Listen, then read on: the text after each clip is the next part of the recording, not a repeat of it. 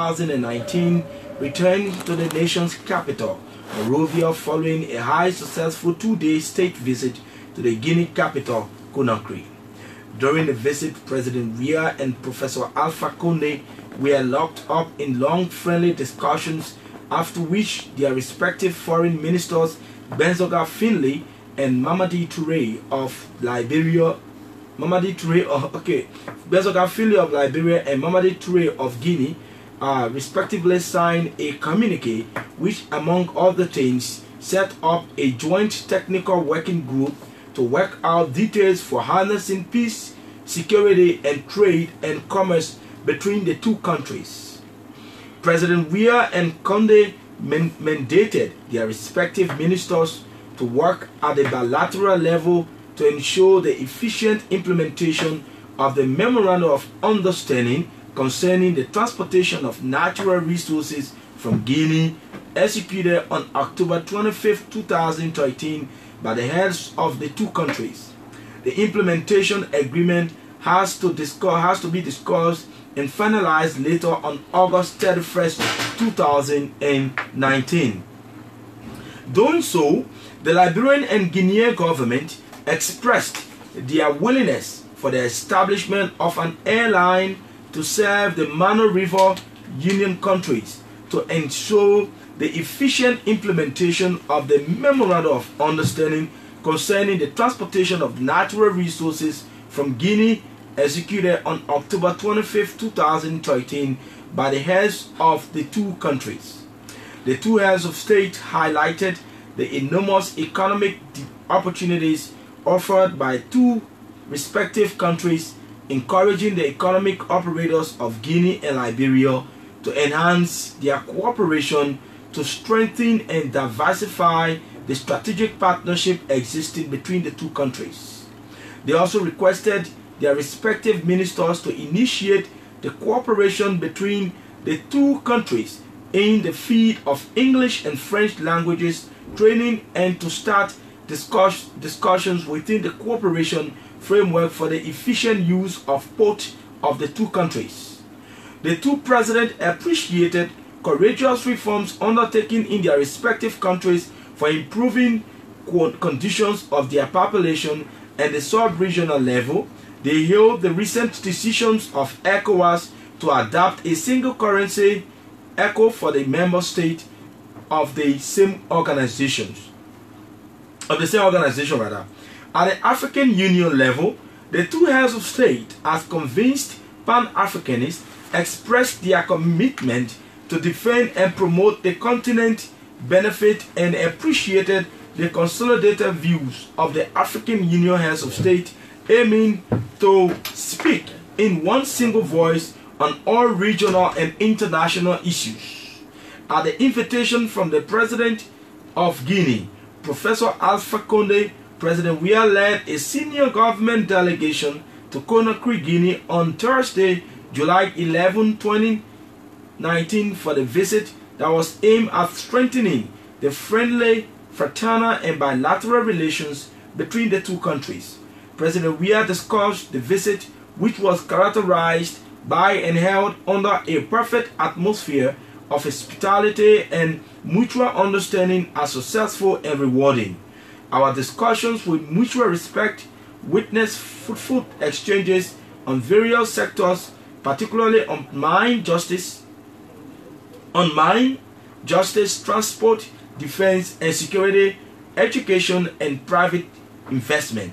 The Liberian leader said, adding that he and his Guinean counterpart recommitted themselves to ensuring peace and security, enhance bilateral ties, and to create an avenue conducive for movement of their respective people and goods. So, this is, in a nutshell, is a summary of the president's visit to the Republic of Guinea, where he visited recently, and he was able to hold very friendly discussions with his Guinean counterpart on very important cardinal issues ranging from mine, ranging from education to that of justice, to that of trade, and to the general economic outlook of the two sisterly nations. I think this is a very good venture. Like the press secretary indicated yesterday, it is always important to maintain that cordial relationship with your neighbors,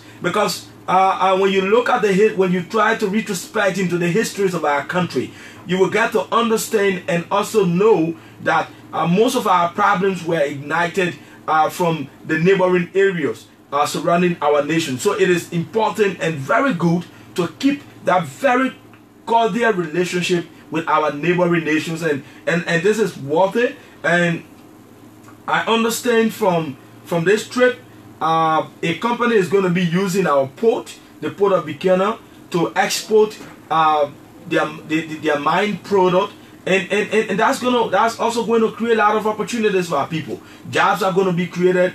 Most Liberians, majority of our brothers who are currently unemployed, if this deal get consummated, at the end of the day, those Liberians will now benefit from a better employment, and they will be able to cater to their families. So this is a very good news, and we pray that it will definitely come to pass, so that every other Liberian out there can also be able to benefit from this very good initiative of President George Weah's government.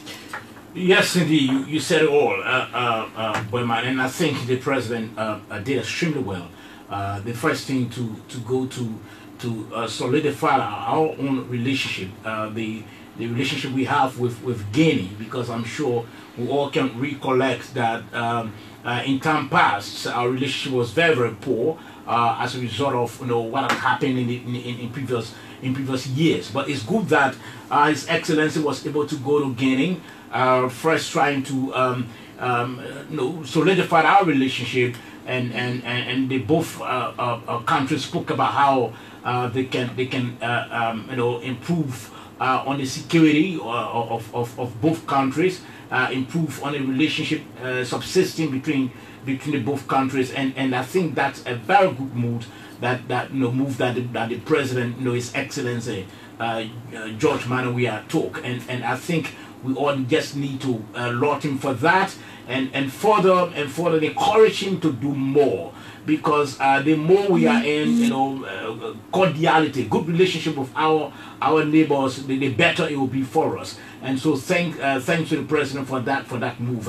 And in addition to that, not only going to solidify, but like you said, he was also able to secure some sort of investment opportunity for the country. Yeah. And I think the president did extremely well. And by that, some of our brothers who do not have jobs to do, I'm sure when that company comes in to carry on its activities, will be able to create some job opportunities for our people. Yes, there could be some individuals who want that to happen immediately, but those sort of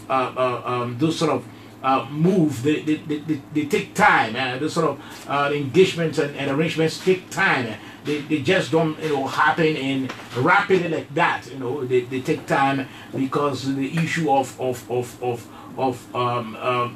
more discussions will have to be done between the key parties and all of that. So we're hoping that our people will bear patience, and then we'll all look forward for the better. In every good government, one of the cardinal things you should look for as a people is the sincerity of that structure to be able to bring a real change in the minds or in the life of the people that government governs.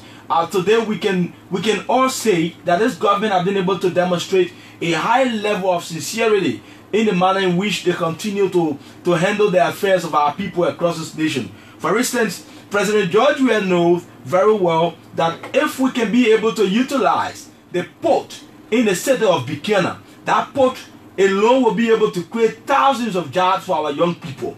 Majority of our people who are currently residing in the port city of Buchanan, more especially those who are unemployed, when that port city becomes more viable,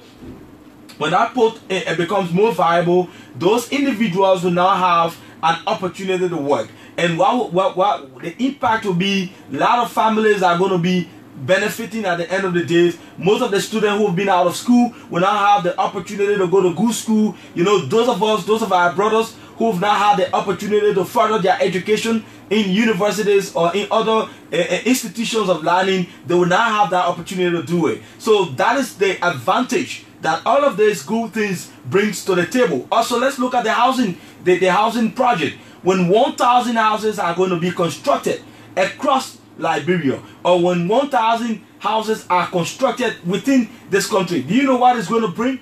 A lot of jobs are also going to be created. For instance, even when those houses are constructed, you will need individuals to manage those properties.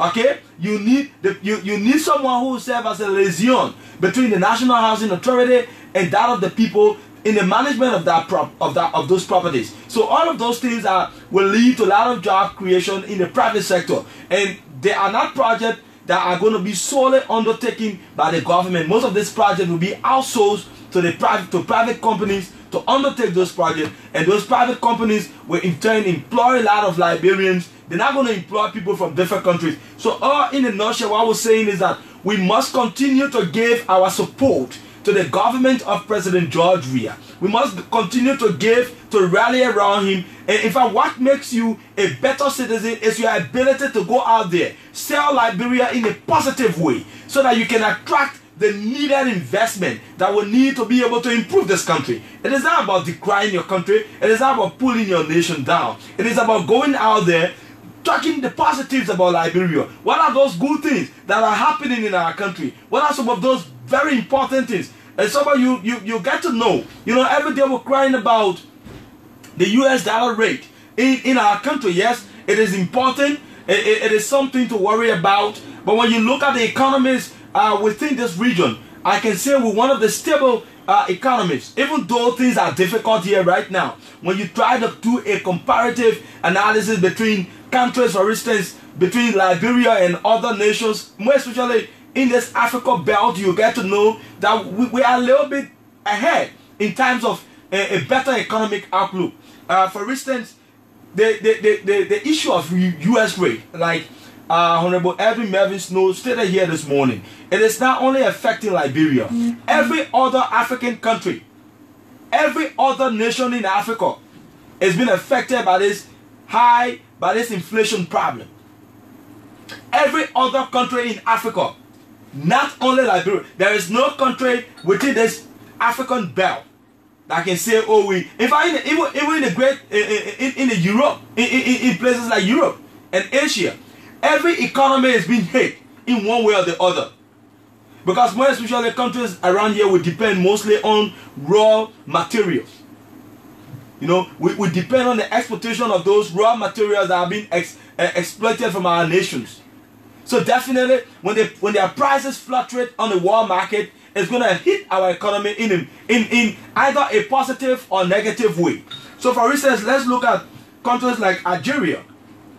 The Algerian dinar last year, it was somewhere around 110, in fact 100 to a United States dollars. 110 Algerian dinar, dinar to a United States dollars. Today they are changing 119. Their rate stands at 119. Also in Angola, the Angola Kwanza, because that's a currency, it was around 200, 250 last year. Now their rate stand at 346.29836. That's the exchange rate right now in Rwanda, in Angola rather. Also Botswana. Sometimes last year it was somewhere around 8. Now their US rate gone to 10.5 Botswana pula to $1 United States dollars. This is the rate as of today. That's what the Botswana pula stands for in exchange for a United States dollar. You also go to the Burundi franc. They use a franc in Burundi. Before it was around 1,000 to 1,005. Now it stands at 1,839 Burundi franc to $1 United States dollars. We're not trying to say that this is an excuse, but we're just telling you that it is not only in Liberia that things are difficult. The entire African continent is going through a very serious problem. Not only West Africa, but the entire African continent. Economies in West Africa they are going through very serious problems. I just read to you the Burundi franc. Just imagine last year, between 2016, 2017 to 2018, the Burundi franc, it was being exchanged for 1,000 Burundi franc to $1. Today it is 1,839.72188 Burundi franc. 188 Burundi franc to $1. In Cape Verde, Escudo, the Cape Verde, the Escudo currency, before it was around 60, 80. But some of you now believe it today is gone to 98. 98 Escudo in exchange for $1. That's a very high inflation. Cape Verde are also experiencing it. You go to you go to Djibouti. Djibouti before it was 150. Now it's gone to 178. 178 Djibouti franc to $1. Egyptian pound. I was just in Egypt few days back. It was somewhere around 15. Now, as I speak, it was somewhere around 14. Now, 14 Egyptian pound, 15 Egyptian pound to $1. But now, as I speak to you, somewhere it's 16 Egyptian pound. So it's increasing. The economies are being hit all over. You go to Gambia, the Dalasi, Ethiopia, the Ethiopia bar, the BR, the bar. It was 49, it was 28, no, 25. Now they are changing it for 28 Ethiopian bar for $1. You go to Gambia, the Dalasi. The Dalasi was being exchanged for 40. Now it's 49. So that's $9. Almost something like a 2 or 5% inflation rate. So you have the Kenyan shilling. Before it was around 90. Now it's 103 Kenyan shilling to $1. The exchange rate is not only increasing here in Liberia. Every other country in Africa is undergoing this problem. And what we can do as a people to solve this matter is when we all come together. When we all come together, we share our own little experiences, bring your own idea as to how we can be able to tackle this problem. Then we can be able to solve it. You cannot sit on the fence and pray for Liberia to fall. You cannot sit on the fence and pray for the worst to happen. When it happens, every one of us is going to have that negative impact. Because it is not only happening in our country. Countries, you know, for instance, just recently I understood there was a protest in Ghana. Because Ghana yesterday, the US dollar rate was around, the Ghana cedi, it was being exchanged 3.5 for $1. Now it's 5.8 for $1. 5.8 Ghanaian cedi for $1. So the people are agitating, they are angry. They are saying, why is it that the US, the rate keep going up in our country? You go to Africa, it's the same problem. You go to neighboring Guinea and neighboring Sierra Leone, they are also experiencing that same problem. Morocco, imagine these are very good economies. Morocco, the exchange rate in Morocco last year was around 8 Moroccan dirham to $1. But today's summer it's 9.5.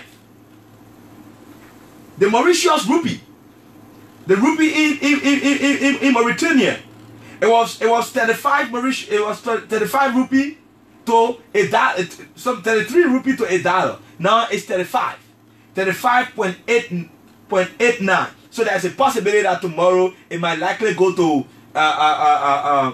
36 or 37. Malawi kwacha, it was somewhere around 600. Now it's 765 kwacha to $1.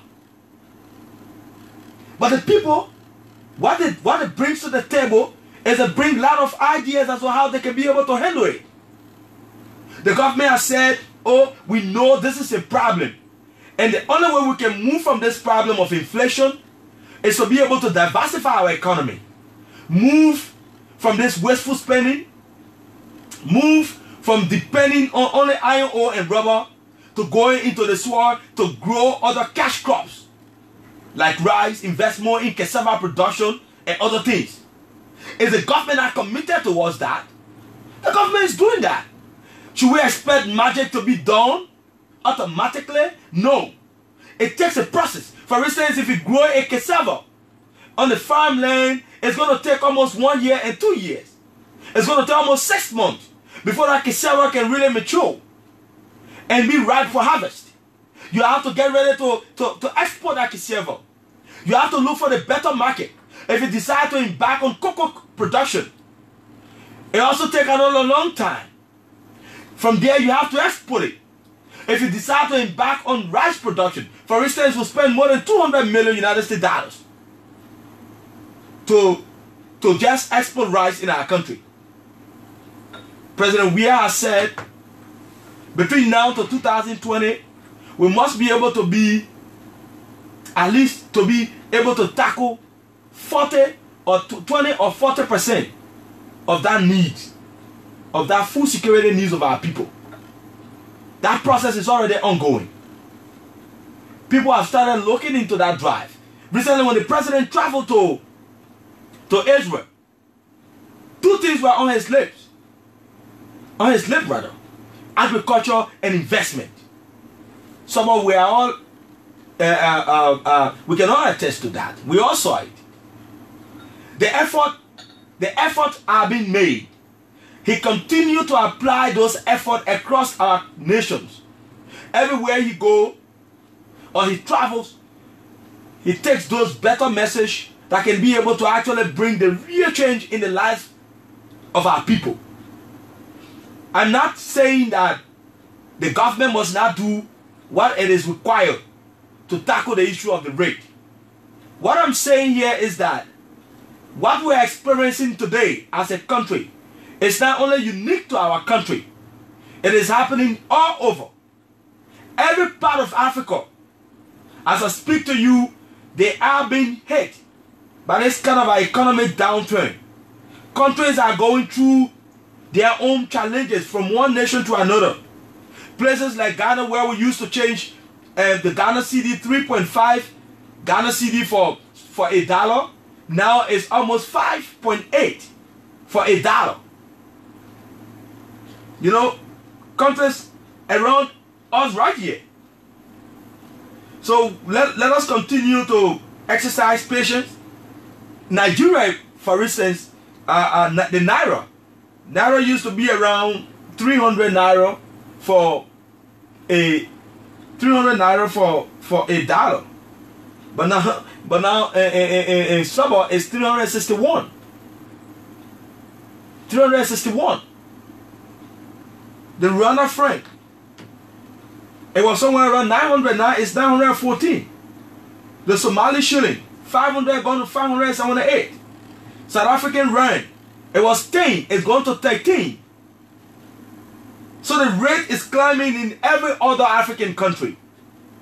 But what makes those African nations more advanced than us is their ability to support their government, to ensure that those changes, those economic problems that they are currently faced with, to ensure that those problems can be tackled. That's the ability those people have. And that's what makes them more unique than us. We must begin to emulate those very good attitudes from those nations so that we all, you know, it's not just about yelling, all things are difficult. Let us begin to craft means and methodologies to be able to tackle those problems. If we think that someone is not doing the right thing, let us be able to rally around him and say it in a more civil way so that that person can see real logic in it and be able to set themselves for the better agenda. It is not just about pulling people down every day. The little effort, for instance, in all of these economic problems that we're going through, they've been able to mobilize resources to be able to fix roads. Communities that never had access to better roads. Today we can boast of having roads in those communities. Teachers who were never earning better salaries. Imagine teachers were being paid $40 in this country. It is under this government that President George Weah has been able to increase the salaries of those teachers. Effective beginning July, the end of this July, those teachers will now begin to earn good salary. Police officers, men and women who were in the military outfit, who were never earning better pay, now they will now begin to earn better salaries. This is the reason why it is very important for all of us to see this July 26th as a time for us to come together, to better reflect on where Liberia should go, that positive direction that Liberia must go. Because we keep doing the same thing over and over, but we're not getting that better result. You keep criticizing somebody over and over. It is about time that you bring that idea on the table. Let us use this one. That's why we all need to come in full support. Assemble at that Samuel Kayonto Stadium and celebrate the gains that have been made by this government, even though there are challenges, but we can now see current or electricity in areas that have never had such before. We can now see roads connected to places where there were no roads before. We can now see our brothers and sisters who are in the teaching field. At least they now go home rejoicing, with that little smile beaming on their faces. This is what we call forward march. I just gave you an analysis about what is unfolding in other African countries. Some of these nations have been fortunate to travel to those places. We know what is going on there. No place is a heaven right now. Everybody going through their own problem, but they are finding means to solve those problems. They are not crying their government down every day. They're not trying to make their country look ugly to the international community. They're not trying to make Liberia, to make their own nations look like hell. In fact, when you go to those countries, you see positive things all over. The people, except you go into the suburb, then you will know that, oh, the people really going through some problem, but you won't know it. We need to begin to take those approaches because they are very important for us. If we are to make a progress as a country, we must stay in readiness to support what we have today, to support this government to achieve her agenda. I just mentioned to you, the only way we can be able to move from this issue of hyperinflation, let me say inflation, is when we are able to take those very stringent economic measures.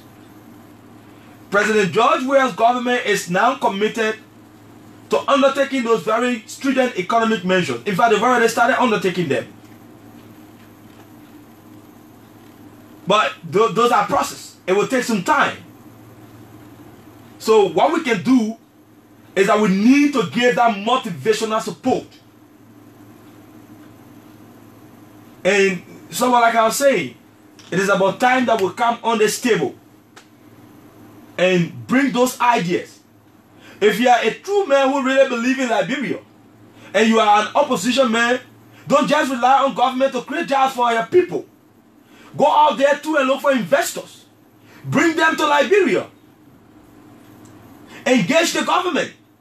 Say, I brought this investor, he want to undertake XYZ agriculture project in Lofa County.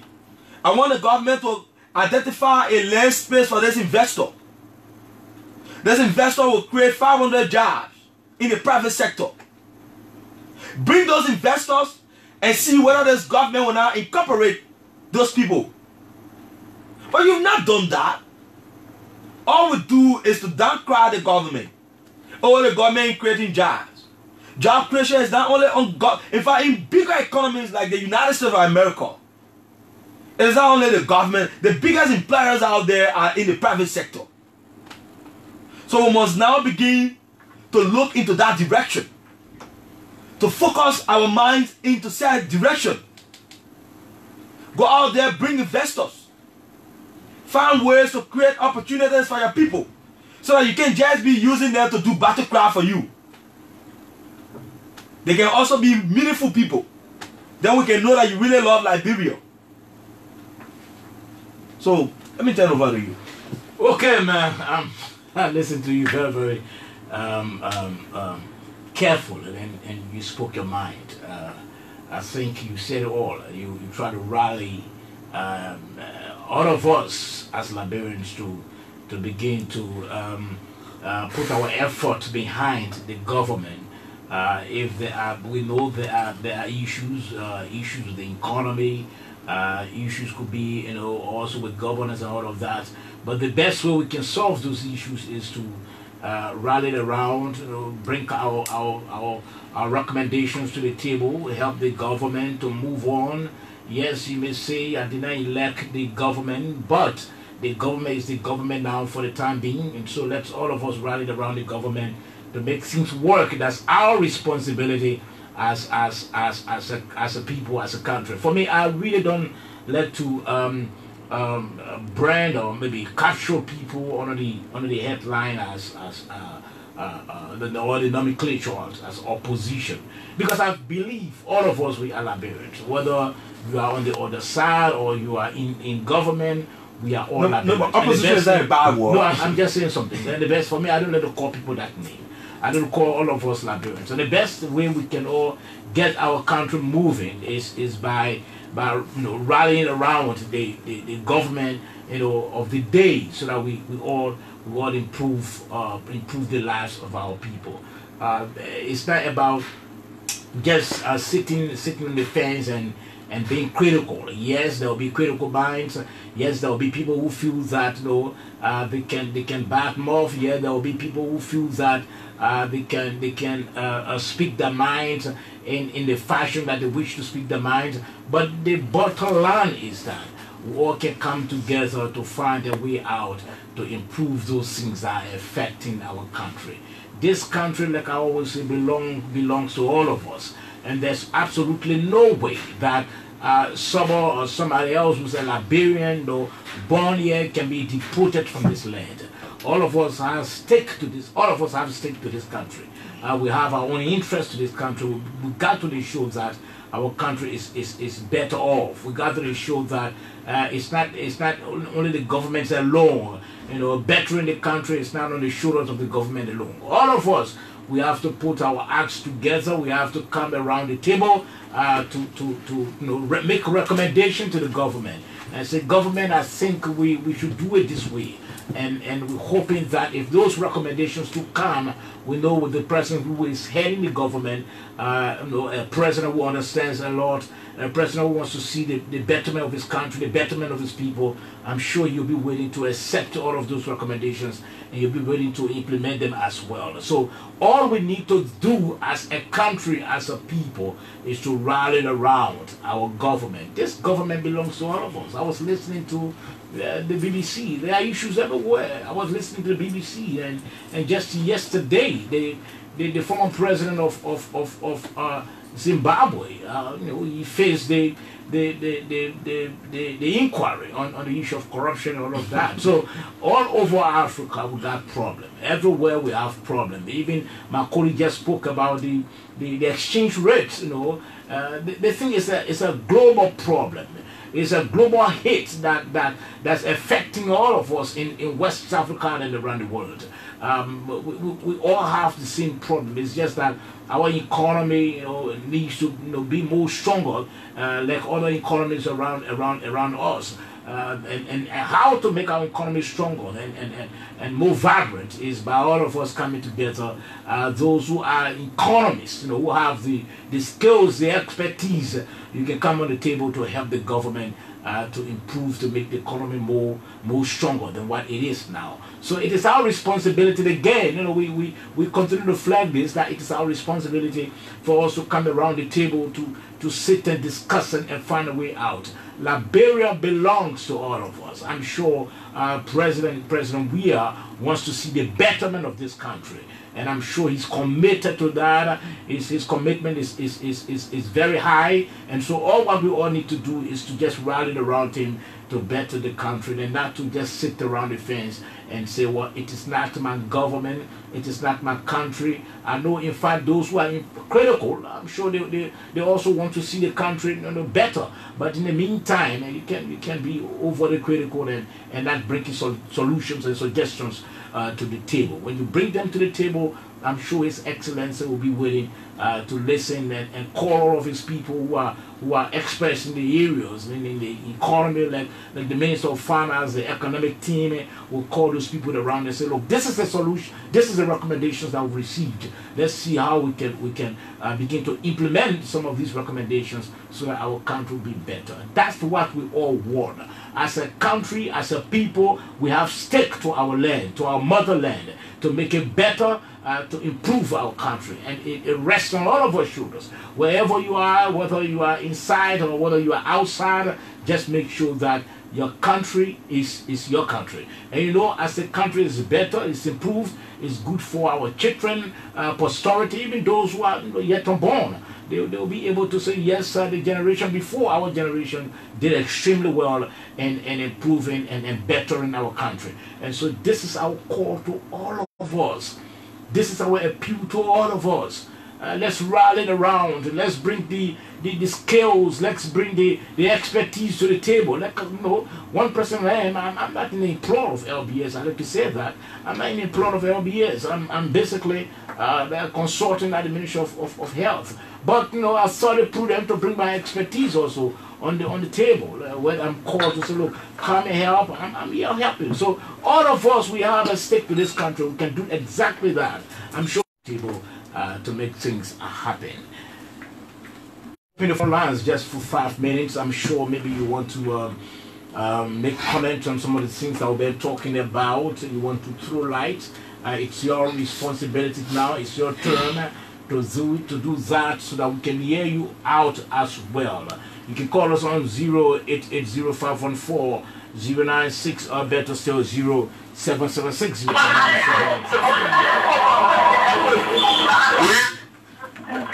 Hello? Hello? Your name and where are you calling from? When you call, please move away from your monitor. We'll beg you. Hello, your name and where are you calling from? Your name and where are you calling from? Okay, it seems like this call is now on the line. Let's go back to the other phone line. Hello? Good evening, your name and where are you calling from? Good evening, your name and where are you calling from? Hello? Your name and where are you calling from? Yes, go ahead. Your name and where are you calling from? Oh, it seems that we are... Hello? It seems there's a problem with our phone line. I'm hoping that we can sort it out as soon as possible. Hello? 0880-514-096. Your name and where are you calling from? I'm living in George in Burman, JD Burma. My name is Ochuku Oboswa. Ochuku. Let me appreciate you, the both of you, Kanye, for your analysis. And Liberia is the only country that we have. And we believe with our collective ideas and togetherness, we can build this country. The day of criticism and bad-moving government and not taking capacity about the people, those days are gone. What Liberians want to see is the tangible. What will you do for them? So the government is focused, sure that roads are built. The government is focused to ensure hospitals are also built. Look at the military hospital. Faster in the history in our country, in my generation as a young man, to have a military hospital built, more than the ODS, West African country, Liberia. Look, there's a need, we have to honor this president. We agree that U.S. raid escalated. But should we blame the president? No. I just can't all because we escalate. There should be no law there, or that there should be no hospital there. I just telling us that there should be no wild feed there for the poor people children. I just telling us there should be no agreement with farmers, investors to come and open industry and factories to create more employment. Is that what you are saying to us? No. Opposition, no days of negativity. We will not be carried away by looking about wicked and evil deeds that you are carrying around. Our president is focused, he is ensuring that the entire U.S. will come down. So that's why the president is working in line with the lawmaker, with the judiciary branch, with all the government sectors of our country to ensure that bring people can have a better life. But what are your recommendations? What are you doing for the common man in the community? You come on the radio, you say, what a contest for senatorship? You need to step on the radio, what are your credentials? What are your qualifications? What are you putting on the table? What are the change? What are those bills you think, or what are some of those committees you think you are qualified and competent that you can put you on at the House of Parliament if you get it at the Senate? All right, you have no qualification. Thank we you. want to say, Liberian, this is the time to elect an individual to see how they can work in line with the president. Hello, your name and where are you calling from? Last caller. Hello. Good evening, J.B. Burma. Good evening. Your name and where are you calling from? Thank you. I hope you are lost in my time at equally at Ojuku. This is the voice of Pastor Davis. Yeah, Pastor. A proud neighbor to the president. I phone from District 6 this evening. Burma, you know, this country, under the stewardship and leadership of President, we are Liberia remains on track. We are not deterred. We remain focused, and I've always said, this government remains perennial. And if you think that your quote-unquote projects... No, we're not discussing that here, my man. We're not discussing... Yeah, we're not discussing that kind of issue here. Yeah. We're not here for all kind of negative thing here. Okay. I'm sure let's bring this one down quickly, and then we get let's just play the bars of this song, and then we'll get prepared for our studio guest.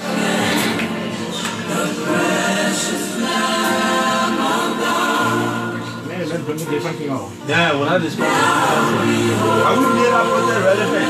Is it that nobody talking about it? It's not relevant. Okay. Are you going to put it on? Hey. No, you see someone else. I'm Are you ready? Yes. All right. You're listening to the Bumper Show right here on the OBC 99.9 and other frequencies across Mama Liberia. But man, start the ball rolling. Good evening. Welcome. Good evening. Thank you for the invitation. How about Del Francis Ray? Rare. Ray. Okay. So what's the portfolio at the Ministry of Finance currently? Well, I'm the Executive Director of LIMPAC, Okay. which stands for the Liberia Macroeconomic Policy Analysis Center. Okay. It's a specialized unit within the Ministry of Finance and Development Planning. That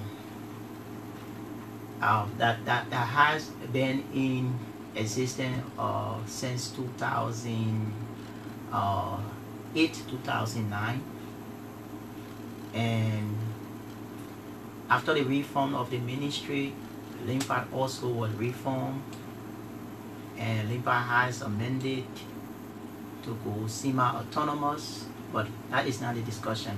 Okay. But what is important is LIMPAC is providing support, technical support to the Ministry of Finance team and other ministry and agencies in terms of policy development and capacity building.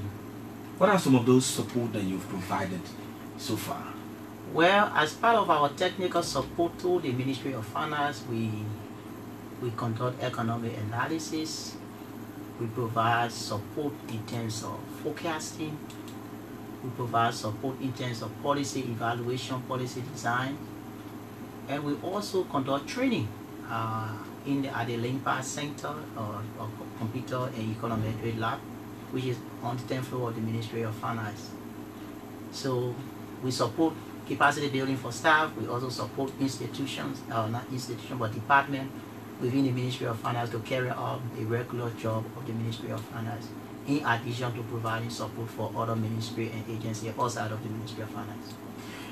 Okay, you were recently part of the team that was charged with the responsibility to undertake the payroll harmonization exercise in our country. Would you mind explaining in a detailed context the rationale behind that entire exercise? Yes, so as part of our capacity building and technical support to the Ministry of Finance, we were charged with the responsibility, along with the Civil Service Agency of the Republic of Liberia, to look at the harmonization of pay across the government, across public sector employees. So that harmonization process has the objective of minimizing the gaps, the disparity across pay, across positions in government. And in consultation, in collaboration with the Civil Service Agency, the team, which comprises of the CSA and the Ministry of Finance, we were able to put together technicians, high-level technicians, directors, assistant director, and in fact, the Deputy Director General of the CSA, Honorable Jimmy Thompson, is also part of the team who leads the CSA in that direction, and LINPA are represented by me and who heads the Ministry of Finance team on the wage bill reform working group.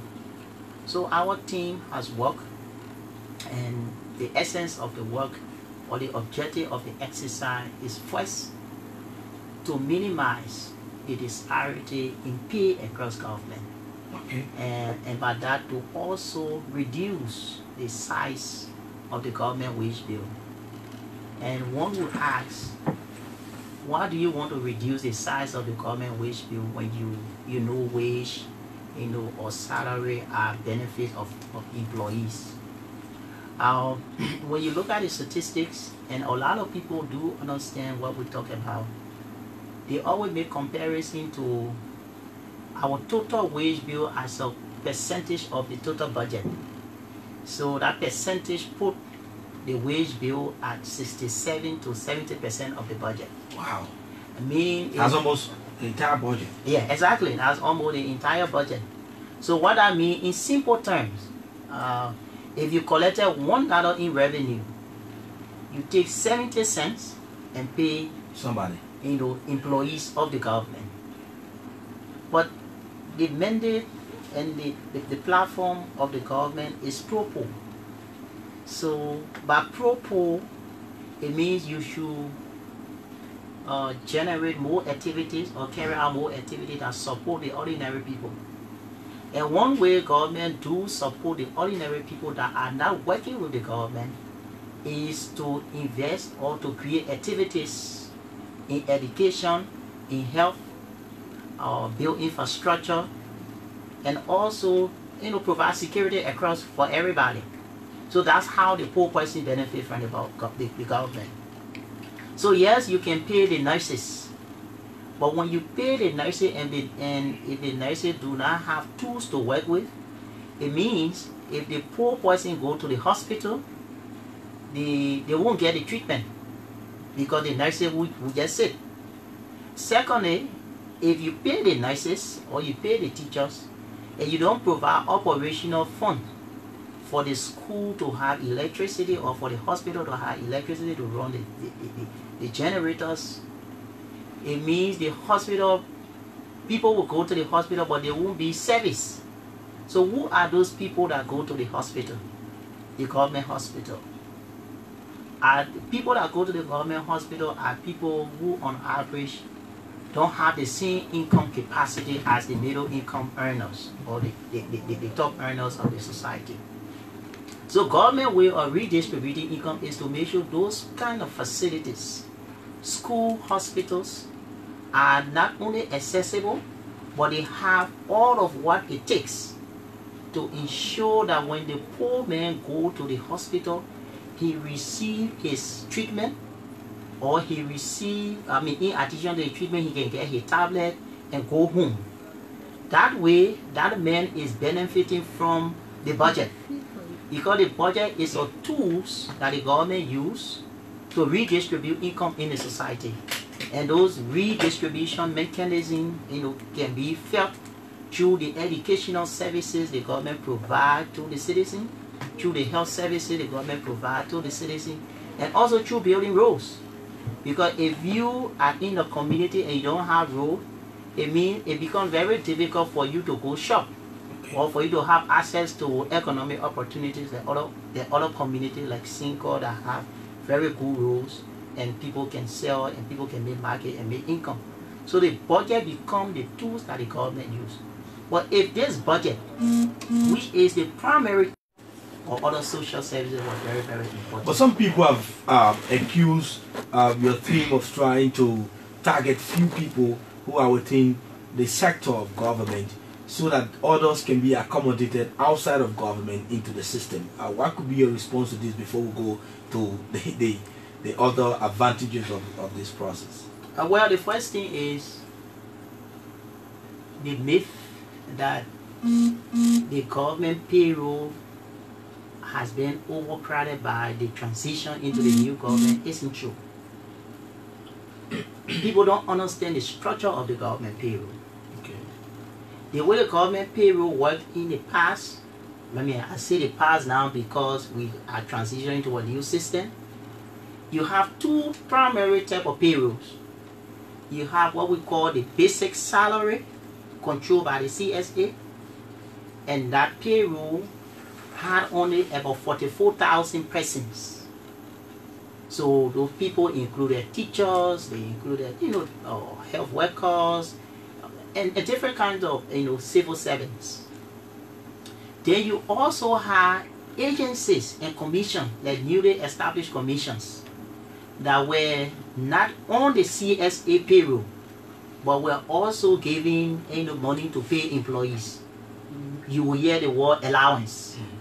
So those allowance receiving agency were about 25 to 30,000 employees.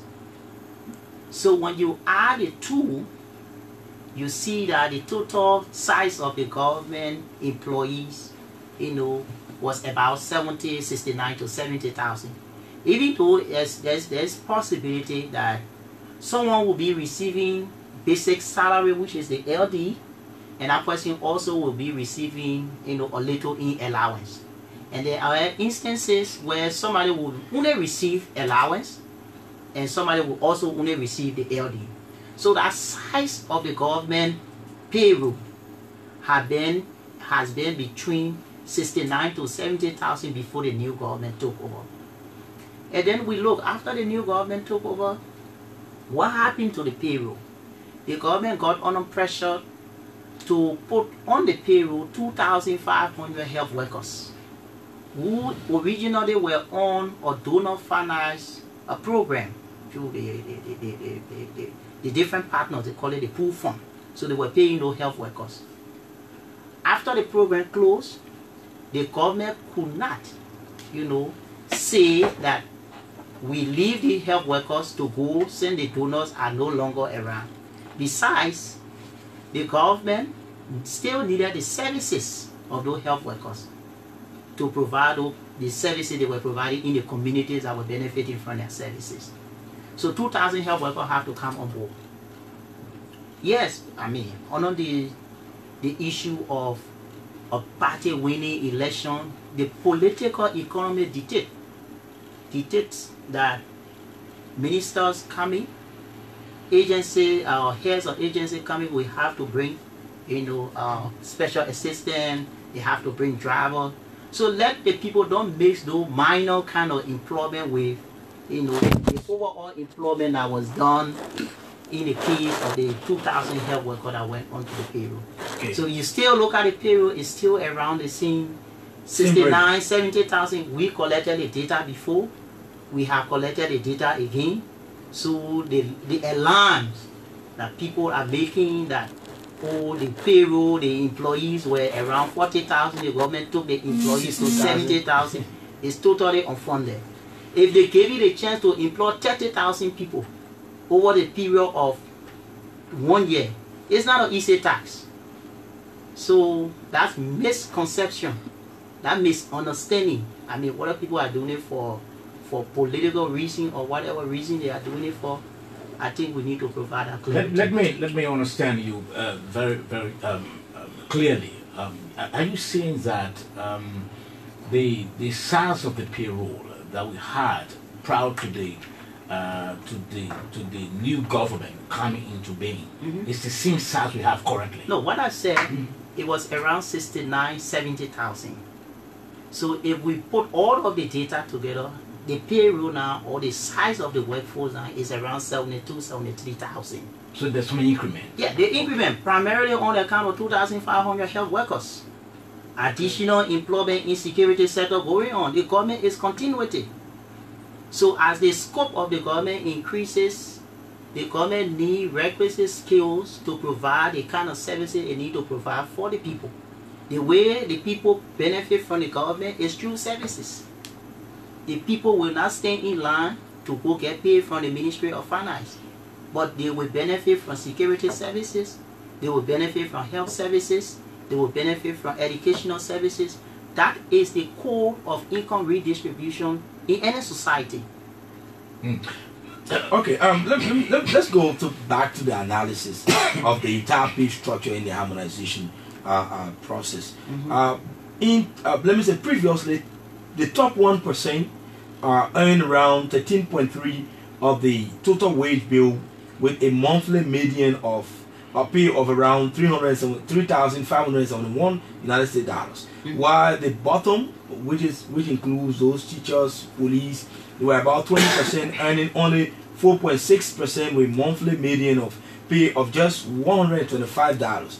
I would like to know, how does it look now under this new structure headed by you people under the payroll harmonization process? So in terms of the current distribution, meaning what the payroll look like in terms of how many person make the highest, and what will the payroll look like when we implement the harmonization at a full level, and what is obtaining now with the implementing portion of the harmonization come July. So yes, firstly let me say, after collecting the data from all of the agencies of government and ministries through the personnel listing they gave us, we realized about 70 to 71,000 employees.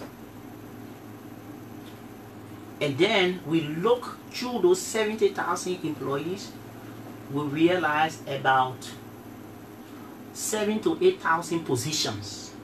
So position will be a janitor, security, accountant, economist, put into that context. Even though some position can be in 3 to 4 different forms. So someone could call a janitor, janitorial engineer. Someone would say a cleaner. All the different names or titles. So all those titles put together were around 9,000.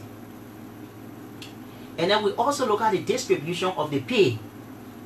So you have, for instance, some people making 10,000 LD. If you converted 10,000 LD at the exchange rate of 150, you're probably talking about somebody making around maybe $35, $40 or $45 or $55. There were also people that were on the payroll of institutions that were making 5,000 LD. You know, I mean, someone will say they don't want 5,000, but others will say, give me 5,000, let me survive. So we look at the distribution. So you have as low as $20 on the payroll to as high as 10,000, 9,000, 8,000, 6,000, 5,000, 2,000. But bulk of the concentration, you know, was within, you know, the 2,000 range. So we then look at those that were making the highest in terms of the percentage. So that way they compare the analysis comes in and say the top 1% make 13.3% of the pay. So if you took the $322 million the government spent on payroll, you know, in last budget year, and looking at the distribution that we received, we say 13.3% was earned by just 1% of the 70,000 persons.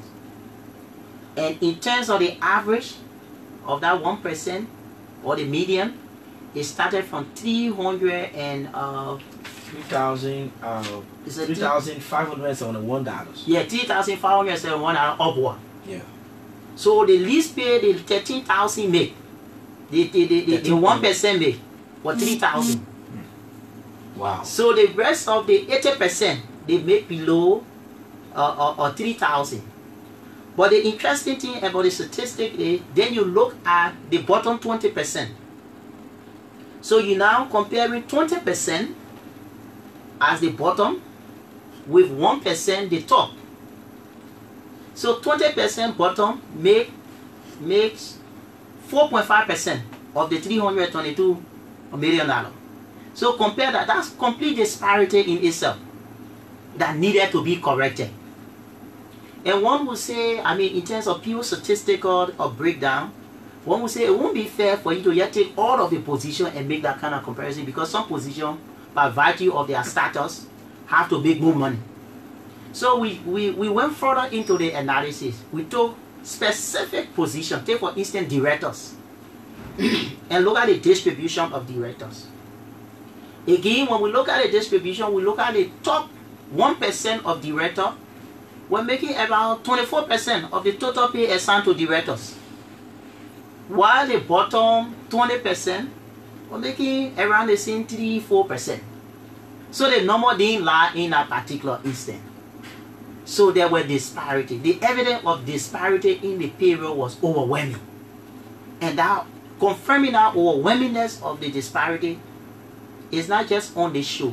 You go into the office corner of ministry and agency, people murmur, people talk. Oh, the person we in the same position, the person may making more money than me. The other receptionist in the place making more money than the accountant. Even sometimes directors were making less money as compared to office assistants.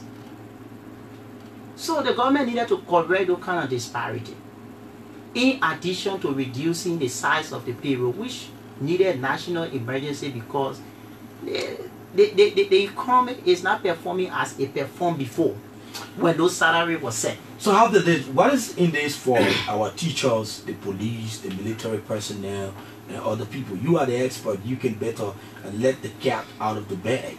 Well, I'm going to take my time to reach to that aspect, because Okay. I need the public to understand how we arrive at the different rates, Okay. what inform a lot of the decisions. You know, people are of the opinion that the harmonization is about cutting the pay of civil servants. That's when I was coming. Yeah. You know, so we have to provide sufficient information, sufficient analysis, and, you know, and clarification, because the people are entitled to the information we provide. Surely. So first, let me say, the general idea, you know, is when reducing the payroll, people usually will say they do the straight line method of cutting. Say cut the payroll by 20%. If you use the straight line method, it means 20% across the board. So you JV, and JV or Wema, if you're making $10, we take what? $2 from you. Someone are making $200, we take 20%. We probably take 20% of 200. Let's say $100. We take $20. The person get $80. But after looking at the data, from a policy standpoint, we felt that direct approach, that straight method, were being very disastrous for the ordinary income earners. Okay. Because they were already making low. So you couldn't go and start using 20% across the board cut. The people who are benefited were being the people who are already making the top money. Right? So we look at the numbers and we saw it. For instance, some of the directors that were making 300 and other directors were making 2,000. You couldn't do 20% across the board. Because those directors, by virtue of the fact that they were already making 300, instead of making 2,000 or 1,000, it means they have been suffering they have been underpaid for the past years they've been working. So you can't come over it and say we make $20 deduction and 20% deduction across the board. Yeah, so you bring that to 280. No. So the best approach was, since we didn't have a harmonized process, and the partners have been behind the government to have a harmonized process. It wasn't the WIA administration that they talked about harmonization. Harmonization has been the sum of the partners since Manaseli time. Even in the last term of Manaseli, all of the partners we work with, they have reports from USAID, from the World Bank, from all the different development partners. They said Liberia does not have a system of paying people. People pay can be determined on the basis of how the minister or the head of agency see them. So they needed for Liberia to establish a system of harmonization. So that in itself presented an opportunity for us to harmonize. So in harmonizing, we determine what the pay for directors should be. So across government. Across government. Also looking at the qualification. Oh yes, we get in there. Yeah, fine. because people have different interpretation. Go ahead. So we rely on the first study that was done by CSA, the first structure that was done by the CSA, the Civil Service Agency. The Civil Service first structure was harmonized pays based on the basic salary. Like I told you, they control the basic salary for 44,000 employees, right? So when we came in, since it was a joint team, we said, okay, if we combine the basic salary with the allowance, let us now redefine the grade and pay grade of those positions. So that's how we started to redefine the pay grade, inclusive of both the allowance and the basic salary. So then we look at the distribution. So we take, for instance, a position called a janitor. We look, some janitors were making $50, other janitors were making $400. But the most janitors, the highest amount of janitors were making around $125, $130. You say, but can you set the minimum for a janitor below the government own a minimum wage, which is $150? I say no. And the minimum wage it shouldn't just be above the basic, but then look at basic and allowance. So that's how you see the minimum in terms of the grading is around $225. Okay, for janitors. For janitors. Okay. So what that means, janitors who are making above $225. $400. Yeah, excess of work, because those people are all liars. Making $400, making $300, they have to at least Come down. Come down a little bit. To be on par with their other colleagues. To be on par with their other colleagues. Okay. Then janitors that are making below like the $50. Yeah, the $225, the $50, $100. They will not start earning. They will not start going upward. Okay. So that is the approach. And this approach, as simple as it is, it cut across all of the positions in So government. realistically, the man who was making, the janitor making $400, and another janitor now make. I mean, you Now said the making pay it grade 10, now 50 at 250. So what is realistically? How do you explain that to the janitor who was making $400 now coming down to 250? How do you explain that realistically and sincerely? So I mean, for a janitor of that nature that they 400, 500, in the first place, in all fairness, you can have a janitor in a public bureaucracy that is making 400, maybe 3 times the pay of the regular janitor or the regular pay of a janitor, and then if you're making more than a director in some ministry and agency. So in the spirit of harmonization, those positions needed to be adjusted. Not only janitor, which have been very hypothetical. Sure. There were instances where receptionists were making $1,000. When you have serious health workers, the nurses, lab technician, were making $175. So how were these pay assigned? Again, because we had a system of allowance that was assigned to the authority Based of on the head discretion, yeah, of the head of Who had their agency. own discretion. So a lot of institution get away with just assigning pay to their employees, and that became bills for the government over time, and that actually what grew the wage bill from about 30 million in 2006 to about 322 million Wow. in 2018 and 2019. So the growth in the wage bill is not something that happened right after inauguration. The wage bill been growing consistently. Okay, There have been concerns about. I want you to really explain to us because I'm sure there are a couple of people listening and they want to really get the explanation. In some quarters, we are hearing that they both LD and the US dollar, which is the allowance, you did blend it both and they are cutting as well. Oh yeah, so for me, I don't use the word cutting. Cutting will mean you put everything together and say 20% cut. Okay. But when you harmonize and say, from all of the information that we have gotten, the pay, the median, you use the word Yes, median. the median. The pay of a director should be $1,750, because from the data you receive, it pressed towards showing that most people are making should make about that money. Okay. So if you have a director that is making 4,000, he has to come further down Down to to 1,000. the 1,000 with immediate effect. So that is not cutting as people would say, but it's harmonizing the person coming to the position, because in the first place, the way that person was assigned that particular pay was even questionable. The system of allowance was to increase efficiency in government. Surely. So the reason they did that was, if the agency have control over the allowance, they will be able to employ the right people, and if people don't perform well, they will take the allowance from them and employ people that can do the work. But over time, whether people work or not, they were still receiving allowance, and there were different kinds of abuses into the allowance process. Some people will have on books 1,000 as what is supposed to receive, but in actuality, when they go to the bank, they only see 200.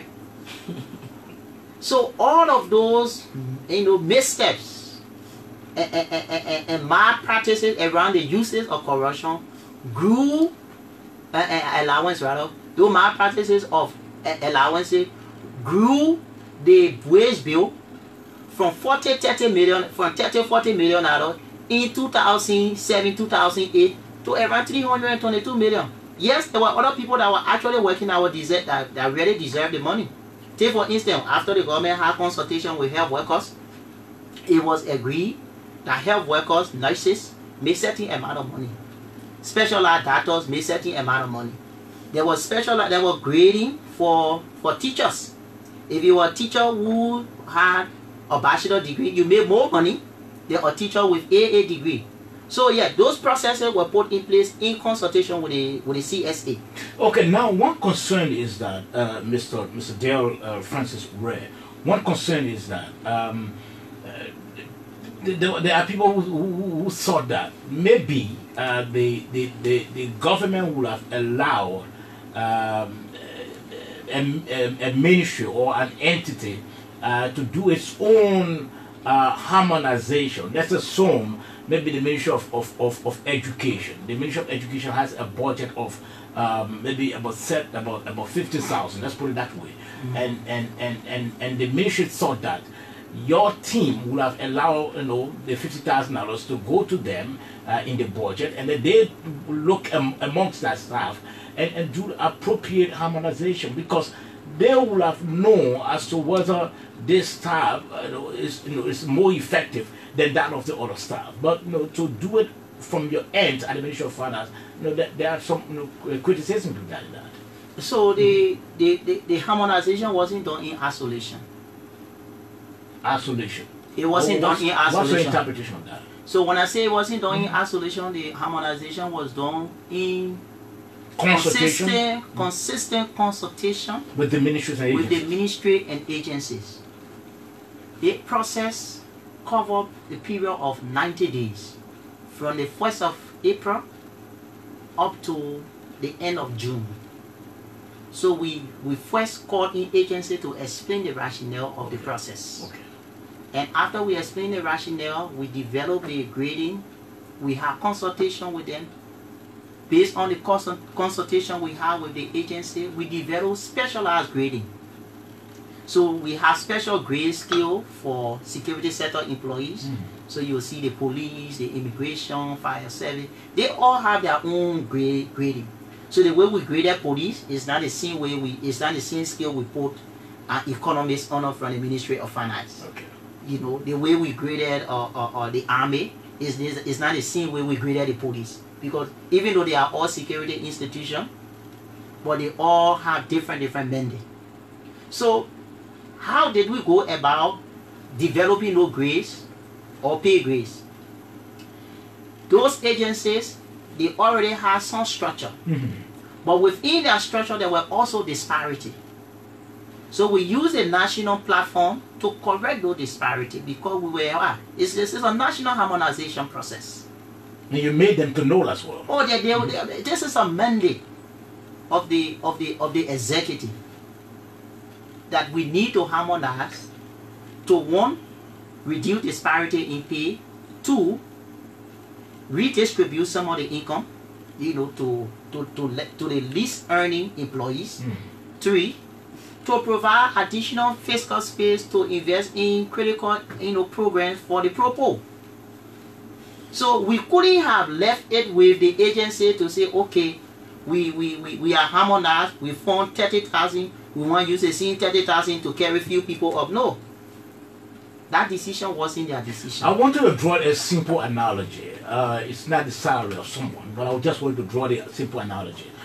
John Brown earns, let's assume, 10,000 Liberian dollars, and in allowance he earns about 300 United States dollars. How did your harmonization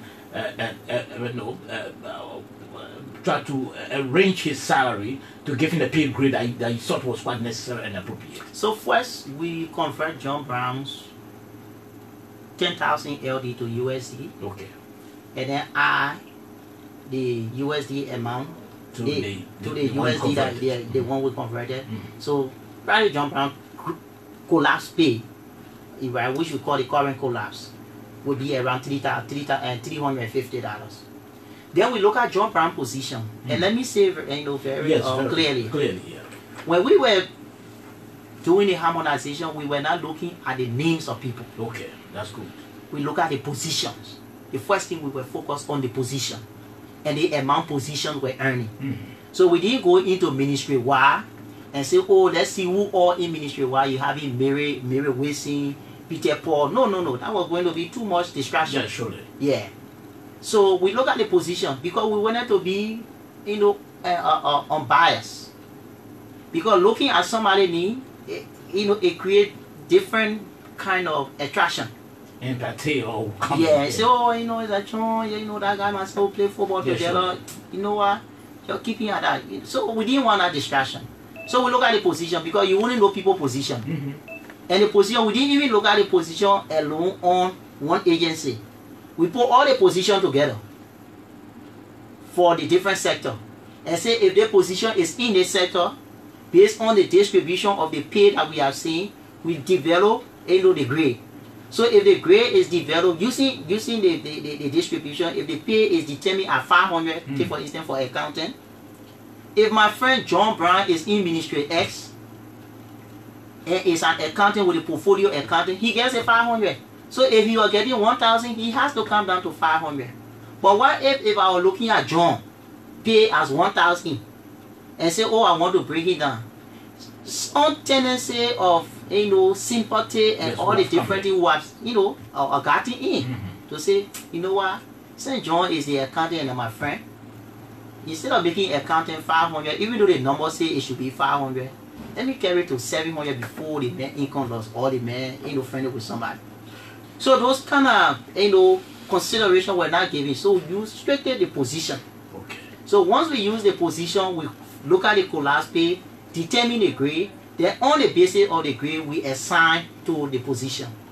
Were there instances where I come in, Boyman? Were there instances where you like you said you did it in collaboration with the government's ministries and agencies? Were there instances where maybe a ministry came out to say, oh, we are not quite pleased with this? Oh yeah, in fact I will come into that. Right.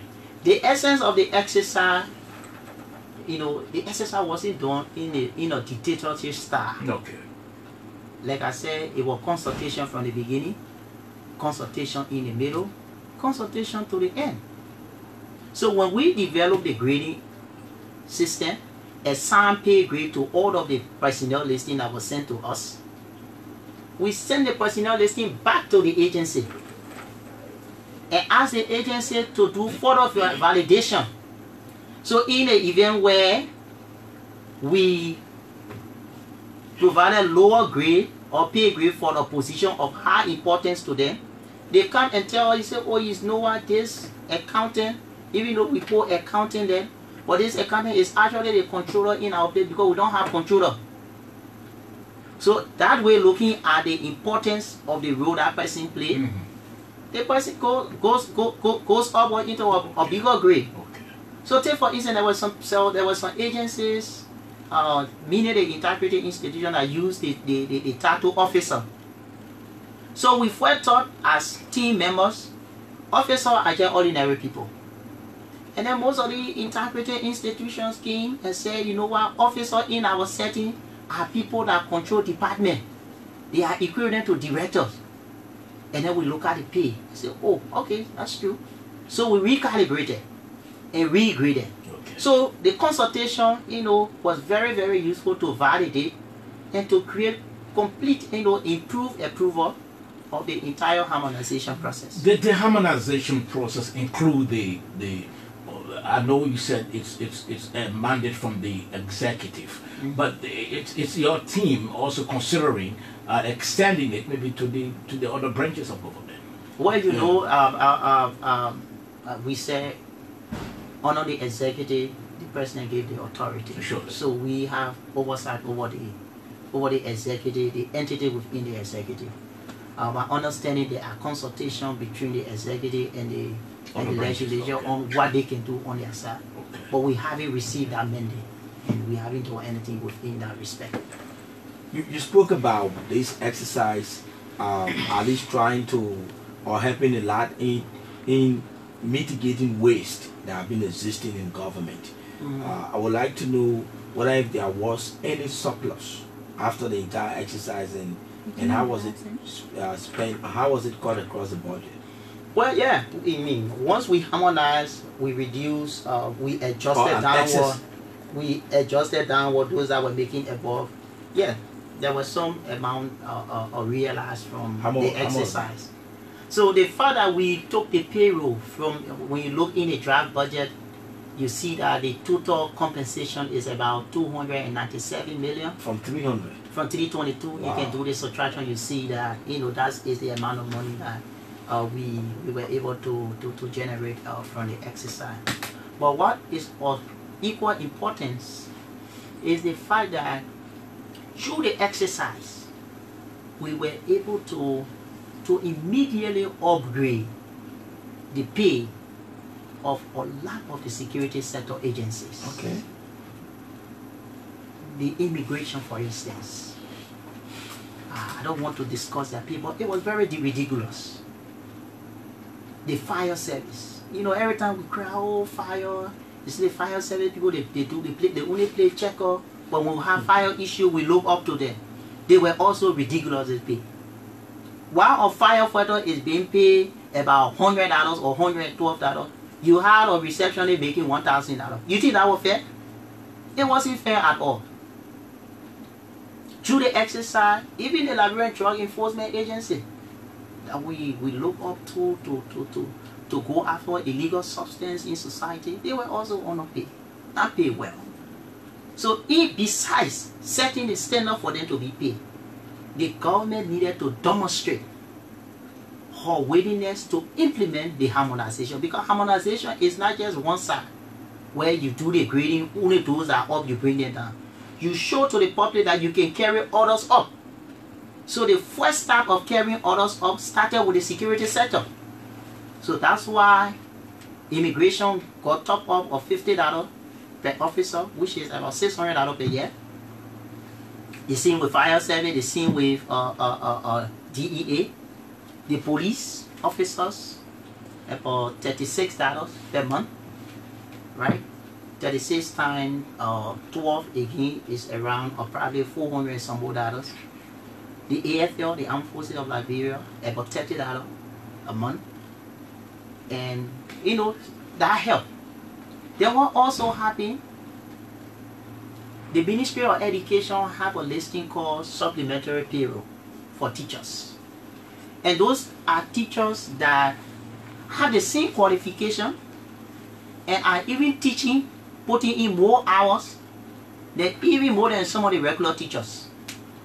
But because they are not on the main Ministry of Education payroll, they are being compensated for providing, you know, services. Yeah.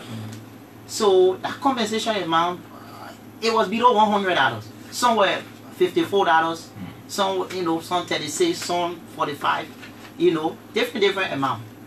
So the total amount of those teachers, you know, was about 2,700 to 3,500 persons. So the decision was, if we cannot take these people on the main payroll at the level of their colleagues, which is about probably $135 or $150, because that's the minimum teacher make, $150. The best we can do for them is to at least make them to earn $100.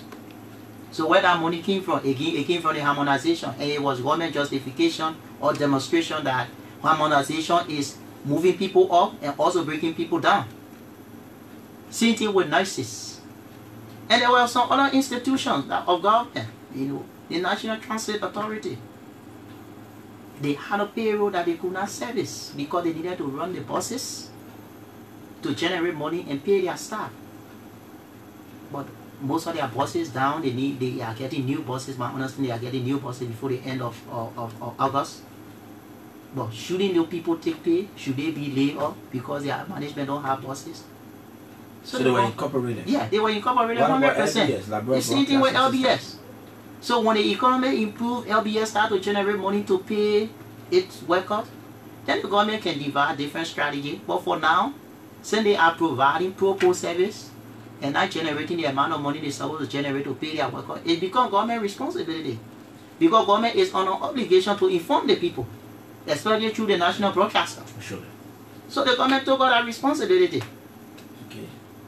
So where the money came from? Again, it came from harmonization. There are other agents. What about towards public sector investment project? Like, oh yes, the fact that we got a lot, the budget folks in preparation of the budget, I sure they use some of the excesses to increase some of the public investment that we will see in the new budget. My understanding is $42 million. Yeah. If we didn't have that saving, it probably wouldn't have been $42 million. So the harmonization in itself, it helped. So who were those affected and how were people affected in the harmonization? Somebody will want to know. Because the impression people are building, oh, everybody has salary cut. They reduce civil servant salary. Yeah. No, that's true. we should feel that it's a violation of our fundamental rights. Yeah, it's totally not correct. If you look at the numbers are available. We told the critics they want the number. We will provide the numbers to them. They do their independent analysis. 85% of the workforce that we have graded will not be affected by downward adjustment in salary. Only 15%. In fact, the 15% should be, it's actually less than 15% from the review of the numbers that we have seen, because additional agency came in. Only 10% and 15% representing 10,200 persons. And the 10,200 persons, in terms of the downward adjustment, 85% of the adjustment is between $2 to $500. So people above $500 here represent 15%. So all the noise about, oh, civil servant, it's just political. So the harmonization means well for the economy. It means well for the public sector workforce. It means well for everybody. I know few people are being adjusted downward, but it's in the interest of the entire country. Let them hold their peace. Thank you very much. 0776-089-713, or better still, 0880514-096. That's the numbers to call. And then you are live right here on the Bumper Show. Hello? Again, 0880514-096. Hello, your name and where are you calling from? My name is Tony Donitino Bambo Babotino. They're calling from Boulevard this evening. Cover and listen to your studio girls, and actually let me commend him for the exposé to the Liberian people, and also to inform with the Liberian what is happening in the government sector. To where the debate is not there today, the debate were all, some of all the people threw off grass before us all for him, and we told them that the government don't have any interest in putting down the salary. And we were insulted to the point that sometimes when we pass, they even pull our on. So let me thank your studio guys for informing some of them, some of the critics, and I believe that they are listening. And if they want to do a bad investigation, they can come, like their studio guys there. They can come and get a number and do that by investigation. Okay, before you go, let me hello. Okay, we lost him. I'm wanting you to call his name again. Hello, your name, where are you calling from? Hello? To wait. Hello? Good evening, good afternoon, Trevor, and good afternoon to Brahma JV, Brahma, and the studio guests. Good afternoon. Thank you. My name is John Boyd, and I join you from Kakata. Yes, I listened to the deliberation of the madam, but away from that, I want to also find out after harmonization, we have experienced another thing of these days, a kind of a long delay of government payment. What is causing this? Thank you very much. What? What are you saying? Yeah, they pay for these civil servants to get paid, a prolonged. Okay. Yeah, so I'm interested in knowing what is the cost. Okay, no problem. He will address that. Hello, your name and where are you calling from? Hello? Your name and where are you calling from? Hello? Your name and where are you calling from? Hello? Oh God. Your name and where are you calling from? Hello, I'm Wadima S. Joey calling from Magiri County, to be specific, Kakata. Okay, sir. Well, I want to commend the studio guests for providing the information relating to the intent of the government. And the studio guests stress on supplementary. You see, even though the government is doing her best not to upgrade the salary of supplementary to 100. But I don't know what is the current rate the government now is taking. If the government takes below the rate, or is it the rate that the government taking is accepting the current rate? That's the question. All right, thank you. You want me to answer the supplementary? Yeah. Let me answer it first before. Okay, so on the issue of the rate. So once we collapse the salary and set the grade, what happened is, starting July, everyone now will be entitled to one pay.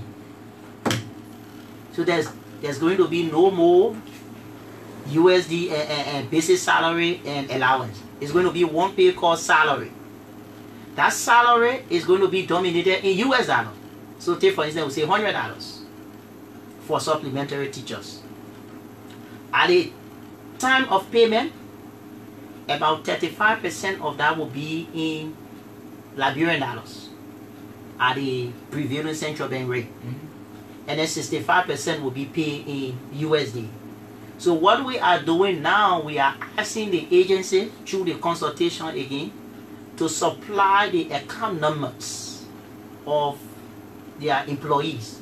Liberian dollar account number, US dollar account number, mobile money account number, whether USD, LD, so that when we do the central processing of the payroll, we can directly, from the ministry, from the processor at the ministry, in consultation with the agency, send the money to the accounts of the people without any further delay.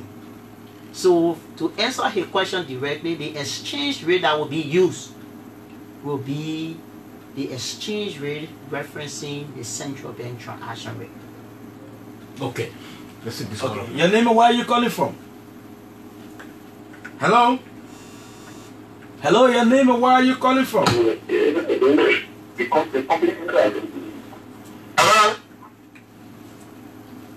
Yeah, hello? Hello? Your name and where are you calling from? Hello? That line is giving problem. Hello? Hello? Your name and where are you calling from? Yes, my name is William. I'm calling from Soul Clinic. Okay, what's the take? Yeah, my question is, for all ministry agencies, Ministry of Finance, Security make more money. So what the salary harmonization will be equal to Ministry of Finance, Security, harmonization, whatever we set other ministry agencies will make the same amount. How you got to that conclusion? What? How you got to that point that they made more money? I'm talking about Ministry of Finance, Yeah. Security make money than other ministry and agency. Security, what is salary harmonization will go all one to get the same amount? This is my question. All right, thank you for that point. They were addressing. But I don't know how you got to that point. Your name and where are you calling from? Hello? Hello? Your name and where are you calling from? How are you? We're fine here. And what's your name? Hello? Hello? Hello? Good evening. Good evening. Good evening. My name is Ojuku Oboswa. Ogosua Ojuku. I'm very much employed and excited. Let me say bravo to Nigeria for an excellent explanation to our Liberian people. You see, I told people excellent in simulation with stigmatization. People always sit in media or across our country to insinuate about people in the government. What the brother has said the Liberian people is very clear. No one will be giving social service here. No one. But people need to understand that the common man who is a sweeper in the ministry and agency, they have worked over a period of time, over 10 years, decades. They've been about 30 years. They need to benefit of family. And we can tell the people, when you have a common government, you always do the common thing, and the people will have a common country. All right, thank you very much. We'll turn right back to our studio guest to respond to those questions and give us a starting comment. Well, so the issue of the security is not only at the Ministry of Finance that you have security Making any more money.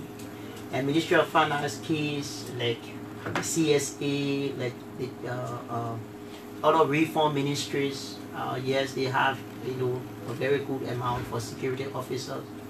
But what the harmonization has done is to put security people at the same level. So what that means, if security officer of Ministry of Finance, if they are making above the pay grade, they have to come down to the grade that has been established. And those other security people of other ministry that are making below the pay grade, as they are many in the numbers, they will converge to the SSP. What I also need to say is there were protection for a lot of workers under the harmonization. Generally, nurses, teachers were not, affected by the harmonization in terms of downward adjustment.